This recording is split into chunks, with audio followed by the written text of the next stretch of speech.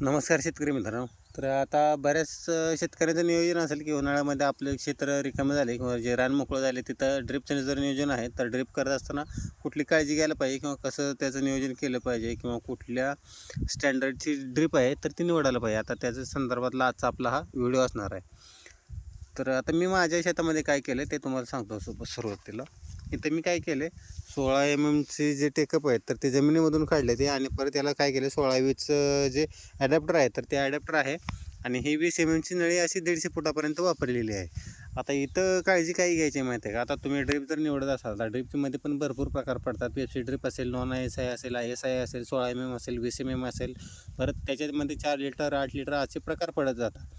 तर आपल्या मोटरच्या हिशोबाने म्हणजे आपल्या मोटरचा प्रेशर आपल्या शेतामध्ये एक समान किती येतो त्याच्यानुसार तुमचा ड्रिप निवडायचा आहे. आता इथं 20 mm निवडण्यामागचं कारण काय, मी जवळजवळ कॉल केले जेणेकरून काय होतं फुल प्रेशरमध्ये पाणी आपल्या पिकांपर्यंत जावं आणि व्यवस्थित पडावं. आता हे 8 लिटरची गुंडी असणार ड्रिपर असणारं आपण वापरले ड्रिप आणि ही नॉन ISI. आता इथं ISI बी वापरणारे बरेच असतील, परंतु त्याच्यामध्ये काय होतं इनलाईनमध्ये ISI वापरणारे काय होतं आपल्या पाण्याची जर क्वालिटी खराब असेल, क्षार असेल किंवा जो काही आपल्या पाण्याचा जर TDS असेल जास्त कमी, तर त्याच्यामुळे काय होतं क्षाराचं प्रमाण असल्यामुळे जे ड्रिपर आहेत तर ते चोकअप होण्याची शक्यता असते. परत ते आपल्याला दरवर्षी सल्फ्युरिक ॲसिडमध्ये धुवावं लागते आणि त्याच्यामुळे काय होतं आपला जो एक्सेस खर्च आहे तर तो वाढत असतो. त्याच्यामुळे हे 2 ते 3 वर्षे गेलं आणि परत हे आपण स्क्रॅपला जरी घातलं तरी आपल्याला काय अडचण नाही. परंतु नॉन ISIचा फायदा हाच आहे की बाबा कमी खर्चामध्ये आपलं ISIच्या हिशोबाने ते 3 वर्षापर्यंत जात असते. परंतु ISI घेतल्यानंतर काय होतं त्याचा एकतर खर्च वाढतो आणि त्याला मेंटेन करणं पण सोपं नाही, कारण तुटलं केलं तर ते ISIचं जे मटेरियल आहे ते पण खूप महाग असतं, कारण 5 ते 6 रुपयाला त्याचा जॉईनर पण भेटतो. याचं 1 रुपयामध्ये भेटतं आणि व्यवस्थित बसून जातं.